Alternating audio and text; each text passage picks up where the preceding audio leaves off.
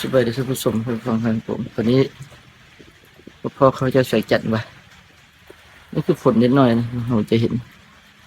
สายฝนตกปกแป๊กหายเถอะนะ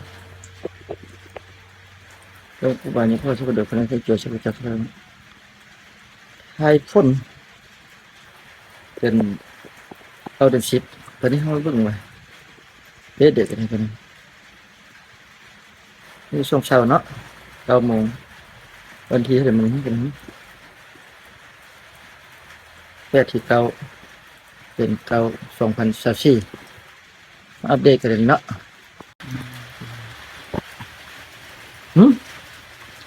ผมหมายนั่นเลยท่านผู้ชมจะนี่โอ้ย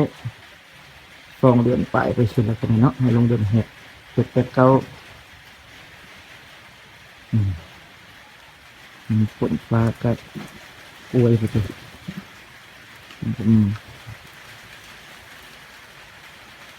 เป็นแค่ตัวนี้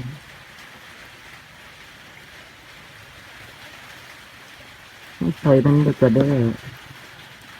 ผมให้สาวตัวลงที่ห้างฝนเสียงฟ้าเสียงฝนเสียงซื่อๆนี่คืออ้อยคือแบบนะอ้อยอิ่วเลยนะเป็นยังไงนี่เป็นนี่ฝนไอ้ชุดมันมา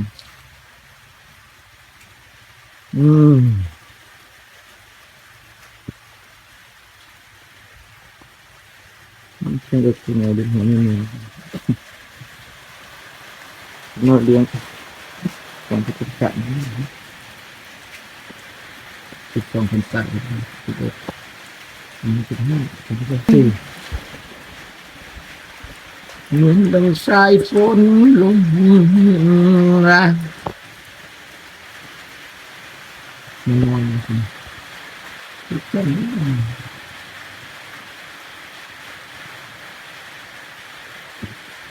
ตอนนั้นเข้าทางพิธีแห่งเส้นทางนะตอนนั้นอาดามาเริ่มต้นจากเส้นทางวัดขึ้นมานะอันก็หมายเขาขี้ไก่คนเอาแพงมาเส้นนี้ก็ยังต้องเกินกระดิ่งนะน่าที่จะแลดกองไปกระดิ่งขี้ไก่คนเอาแพงเลี้ยวเคลียเข้าไปกันเลื่อนไปตัดเทวดาคนเขาขี้ซื่อมาห้องเหี่ยวต้องห่างก็เลี้ยวก็ต่างทางไกลเหี่ยวต้องห่างขี้ในซื่อคนเนาะเวลาฝนมันก็จะมีนองนกมันก็จะเป็นสระมันเป็นเล็กออฟเบิร์ดเท่าไหร่เม็ดงานหน่อยอยู่ตรงนี้ก็จะมีดูดสายแล้วก็จะมีวิธีกัดมันเนาะวิธีการเป็นสระเป็นประเพณีนี่เส้นที่ตู้ขี้มันจะพ้นเนี่ยกับเส้นที่ตู้ขี้มาแล้วใช่ไหมอะไรต้องหามันก็เป็นบ้านนักแก้วนะร้องคนคำจ้ะนี่แหละอันนั้นคือเส้นทางเนาะอีกเป็นเส้นไปเลย I'm the surf and here right here from the surf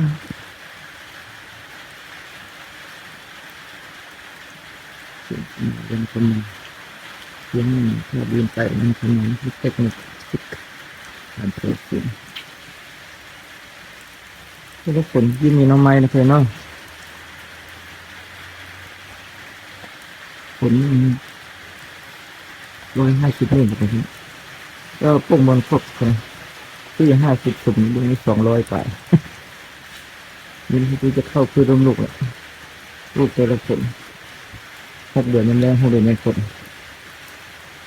ลูกไฟโค้งกลมก้อมทะเลเย็นกันเลยไม่สู้แต่ละสร้างยังใช้พวกที่สุดว่าสุดมันเหมือนเนาะตะไคร้เป็นเอารายละเอียดในเรื่องที่ต้องเที่ยวออกไปซื้อหนองพงแล้วก็เที่ยวไปทางกัดเที่ยวทำเนาะต่างอย่างเดี๋ยวชายให้ออกไปสปือได้เลยเนาะ เราจะไปกระบ้านดงครับเดี๋ยวบ้านเวียงนะ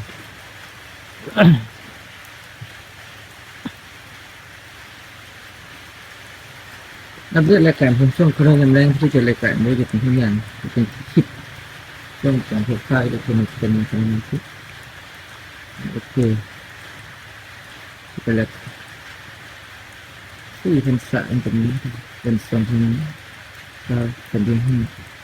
ตอนนี้มันคือได้แล้วรูปปลูกเสริมปลูกเพิ่มเลยมันเต็มเรื่อยใหญ่อ้อยขึ้นฐานมันแทนหมอกแล้วก็กล้วยอ้อยเป็นแทนที่ทำกุ้ง30-40 พรรษาครับที่ประเทศไทยบ่งหวาน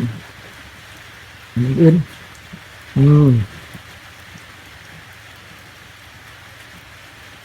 กล้วยบริกรรมแล้วก็มันสร้างในคือจิตมันจะให้ของอ้อยไก่ดอกมะเฮงมะแตง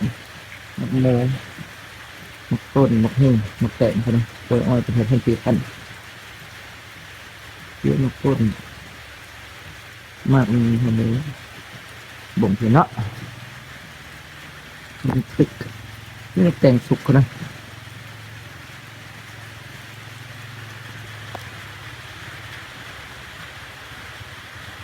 เราก็เห็นว่าเขาทำเป้าอย่างนี้เราไปซื้อต้น